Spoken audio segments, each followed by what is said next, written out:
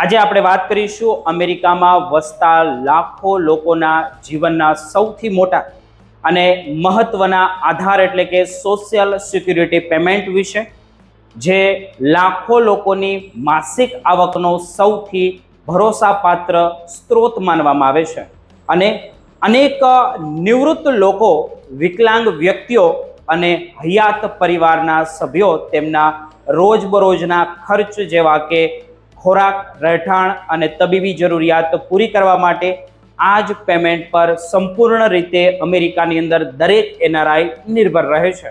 પરંતુ સૌથી મોટી મૂંઝવણ તો એ હોય છે કે દર મહિને આ પેમેન્ટ એક જ દિવસે આવતો નથી. તેનું આખું શેડ્યુલ સરકારી રીતે નક્કી કરવામાં આવે છે કે પછી નક્કી હોય છે અને લાભાર્થીઓની જન્મ તારીખ તેમજ પાત્રતાના નિયમના આધારે વહેંચવામાં આવે છે.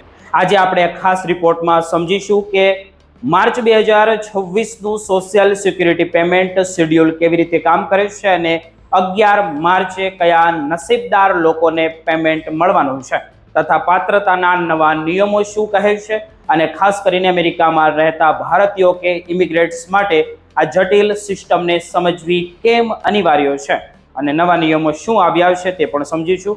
સોશિયલ સિક્યુરિટી પેમેન્ટનું તમામ સંચાલન સોશિયલ સિક્યુરિટી એડમિનિસ્ટ્રેશન એટલે કે SSA દ્વારા કરવામાં આવે છે.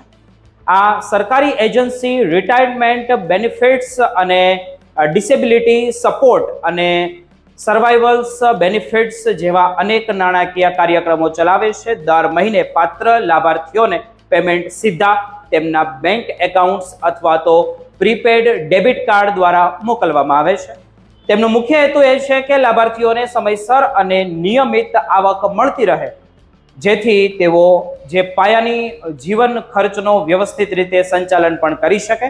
હવે સૌથી મહત્વની વાત તો એ સમજવાની છે કે સોશિયલ સિક્યુરિટી પેમેન્ટનું શેડ્યુલ ક્યારેક આડેધડ કે પછી રેન્ડમ હોતું નથી.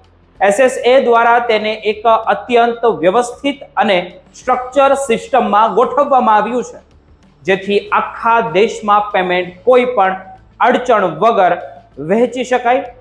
આજે શેડ્યુલનો મુખ્ય પાયો લાભાર્થીઓની જન્મ તારીખ જ હોય છે, તેથી જ અલગ અલગ લોકોને મહિનાના અલગ અલગ બુધવારે પેમેન્ટની ચૂકવણી કરવામાં આવે છે. જે માર્ચ 2026ના પેમેન્ટ શેડ્યુલને વિગતવાર સમજવી એ જે લોકોની જન્મ તારીખ મહિનાની 1 થી 10 તારીખ વચ્ચે આવે છે તેમને પેમેન્ટ મહિનાના બીજા બુધવારે મળી જાય છે અથવા તો મળે છે. અને આ વખતે કેલેન્ડર મુજબ આ તારીખ 11 માર્ચ છે, એટલે કે આવતીકાલે, જો આજે તમે વિડીયો જોઈ રહ્યા છો તો, એટલે કે આ કેટેગરીમાં આવતા તમામ લાભાર્થીઓને પેમેન્ટ 11 માર્ચે મળવાની પૂરેપૂરી શક્યતાઓ છે. બીજી કેટેગરીમાં એવા લોકોને સમાવેશ થાય છે જેમની જન્મ તારીખ 11 થી 20 તારીખ વચ્ચે હોય છે. SSAના કડક નિયમો અનુસાર આ લાભાર્થીઓને પેમેન્ટ મહિનાના ત્રીજા બુધવારે આપવામાં આવે છે, જે માર્ચ 2026માં 18 માર્ચના રોજ આવશે. અને ત્રીજી કેટેગરી એવા લોકોની છે જેમની જન્મ તારીખ 21 થી લઈ 31 તારીખની વચ્ચે આવતી હોય. આ લાભાર્થીઓની માટે પેમેન્ટ ચોથા બુધવારે જાહેર કરવામાં આવે છે, જે આ મહિનાના શેડ્યુલના મુજબ 25 માર્ચે મોકલવામાં આવશે. પરંતુ 11 માર્ચની પેમેન્ટ ફક્ત જન્મ તારીખના નિયમો પર જ આધારિત નથી હોતું, એ સમજવું ખૂબ જરૂરી છે દરેક એનઆરઆઈ માટે. SSAની જે માર્ગદર્શિકા મુજબ 2 ખાસ કેટેગરી એવી પણ હોય છે જેમને અલગ રીતે પેમેન્ટ મળી શકે.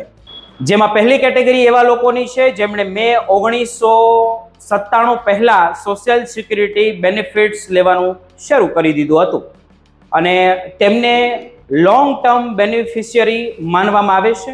આવા લાભાર્થીઓને કેટલીક વાર જે જૂની સિસ્ટમ મુજબ જ અલગ અલગ પેમેન્ટ શેડ્યુલ પર લાભ મળતો રહે છે. બીજી કેટેગરી જે બેનિફિશિયરી છે, એટલે કે જેમને કંડક્ટર બેનિફિશિયરી કહેવાય છે, આવા લોકો એ છે કે જેમને સોશિયલ સિક્યુરિટીની સાથે સાથે સપ્લિમેન્ટ સિક્યુરિટી ઇન્કમ એટલે કે SSI પણ મળે છે. જ્યારે કોઈ વ્યક્તિ બંને પ્રોગ્રામમાંથી લાભ લે છે ત્યારે તેની જે પેમેન્ટ ટાઈમિંગ સામાન્ય શેડ્યુલથી અલગ હોઈ શકે અને એ પણ સમજવું જરૂરી છે કે પેમેન્ટની રકમ આખા અમેરિકામાં એક સરખી હોતી નથી. ન્યૂ જર્સી અને મેરીલેન્ડ જેવા રાજ્યોમાં સરેરાશ પેમેન્ટ વધારે જોવા મળે છે. ખાસ કરીને અમેરિકામાં કામ કરતા ભારતીયોએ આ સિસ્ટમમાં 40 વર્ક ક્રેડિટ પૂરા કરવા પડે જ છે, જે લગભગ 10 વર્ષના કામ બરાબર છે. તેથી ભવિષ્ય સુરક્ષિત કરવા માટે આ આંકડાઓ સમજવા ખૂબ જરૂરી છે.